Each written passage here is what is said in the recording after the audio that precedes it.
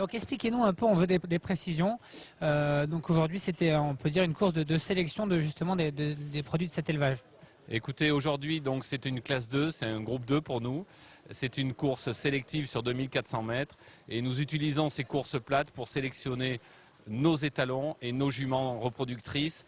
Mais c'est vrai que ça doit servir de rampe de lancement à l'obstacle en finalité. On voit des lettres et des numéros à côté des noms, A3 par exemple, AC1, AC2. Que signifient ces lettres et ces chiffres?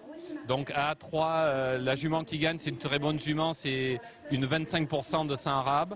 Et quand c'est marqué AC1, ça veut dire que c'est 12,5 de sang arabe. Donc plus on se rapproche du pur sang anglais, plus les chevaux portent du poids.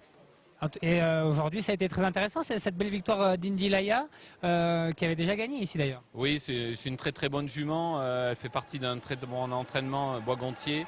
Et elle a une très bonne origine, puisque la mère était déjà une souche classique. C'est une souche classique à la base.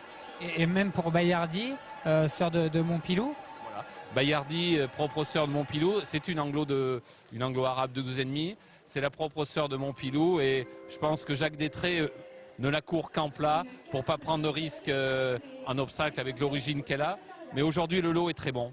Et à partir de quel pourcentage de pur sang on devient AQPS? En dessous de 12,5 de sang arabe, on devient AQPS, on appartient au Studbook AQPS. Au-delà de 12,5 de sang arabe, c'est anglo-arabe.